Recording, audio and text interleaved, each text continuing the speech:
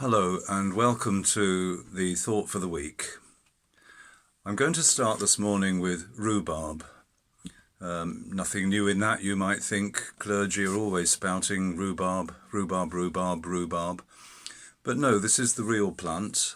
Some 5.5 years ago, when we were looking at the property that we now have, we were in the garden wandering around and we found a small clump of rhubarb in amidst a slightly overgrown garden, and we thought, this is the house for us.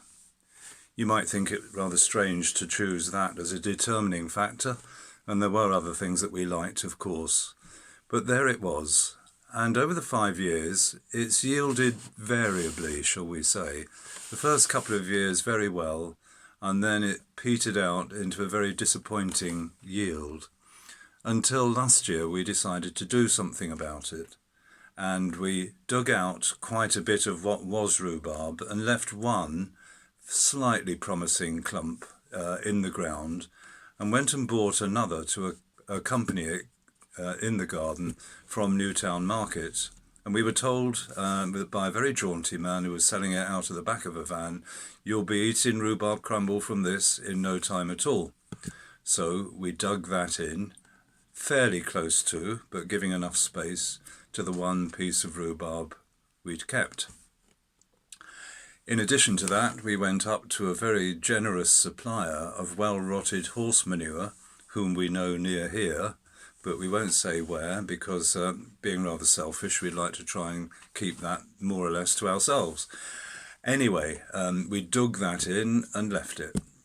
And early this season we thought, I'm not sure if it's going to grow, but from midsummer onwards, it has produced prolific rhubarb. Muck, almost beneath notice, forgetting about it, to be honest, for quite a bit of the time, has realised a lovely harvest. As someone who has worn, through most of his working life, a clerical shirt and a clerical collar, I can remember, especially when I was younger, the effect this sometimes had when I was on public transport, especially trains. And usually you had a lovely clear space all around you because people didn't particularly want to go anywhere near you. But somebody came and sat down and entered into a bit of a conversation with me, which was very enjoyable. And they said, "I'm not good enough to go to church." And I thought to myself, well, thank the Lord, I'm certainly not good enough. And we got talking, and the person got off at Warwick Station, I think it was, I can't remember now. It's very important that we recognise deeply that the church isn't about trying to reform other people. Jesus wants a church, says Pope Francis, attentive to the goodness which the Holy Spirit sows in the midst of human weakness. Jesus wants a church attentive to the goodness which the Holy Spirit sows in the midst of human weakness. That is the basis, if you like, on which we even dare to come together and to seek to worship God, recognizing our corporate poverty and the joy and the compassion and strength of the Lord sown among us, and not primarily for our benefit, but for the whole community of which we're part.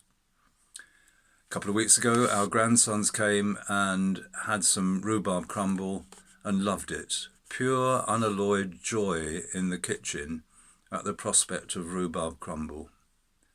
And joy in the church too, and the gifts of grace and realism given to us by the Lord are certainly worth celebrating.